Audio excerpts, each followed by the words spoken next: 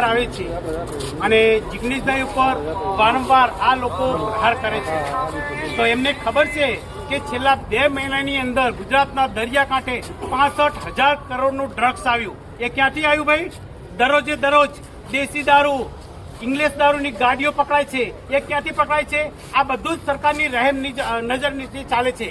તો અમે હર્ષ સંઘવીને કહેવા માંગીએ છીએ કે તમે ગુજરાતના ગૃહપ્રધાન છો અને તમને ખબર છે કે દેશમાં નવયુવાનો આ અનૈતિક પ્રવૃત્તિઓ તરફ વળી રહ્યા છે, તો એમને રોકવા માટે ગુજરાતમાં તાત્કાલિક ધોરણે આ દારૂ બંધ થવો જોઈએ, ડ્રગ્સ બંધ થવું જોઈએ, ગાંજો બંધ થવો જોઈએ અને અનૈતિક પ્રવૃત્તિ ચાલી રહી છે એ તાત્કાલિક ધોરણે બંધ થવી જોઈએ.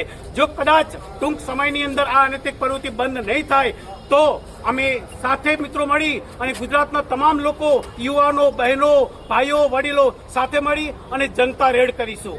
બસ આ જ અમારે કોંગ્રેસ પક્ષના લોકોની માંગણી છે કે તાત્કાલિક ધોરણે ગુજરાતની અંદર આ જે અનૈતિક પ્રવૃત્તિ ચાલી રહી છે એ બંધ કરવામાં આવે.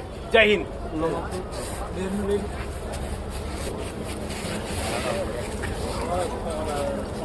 આજે વારઈ ખાતે મામલતદાર કચેરીએ દલિત અધિકાર મંચ અને કોંગ્રેસ પક્ષ બંને થઈ અને જિગ્નેશભાઈ મેવાણીના સમર્થનમાં આજે અમે આવેદનપત્રક આપ્યું છે. આવેદનપત્રકની અંદર ખાસ અમારી માગણીઓ એવી છે કે અત્યારે ગુજરાતની અંદર અને ખાસ કરીને અમારા જિલ્લામાંથી છીએ તો અમારા જિલ્લા પાટણની વાત કરવા જઈએ તો સાતલપુર તાલુકાનું આજે આપવા આવ્યા છીએ. તો દરેક તાલુકાની અંદર આખા જિલ્લામાં દારૂ, ડ્રગ્સ, જે એનડીપીએસ તમામ ગુનાઓ છે અને તાત્કાલિક ધોરણે રોકવામાં આવે અને જે કઈ આરોપીઓ છે એમને પકડી અને તાત્કાલિક ધોરણે પૂરવામાં આવે.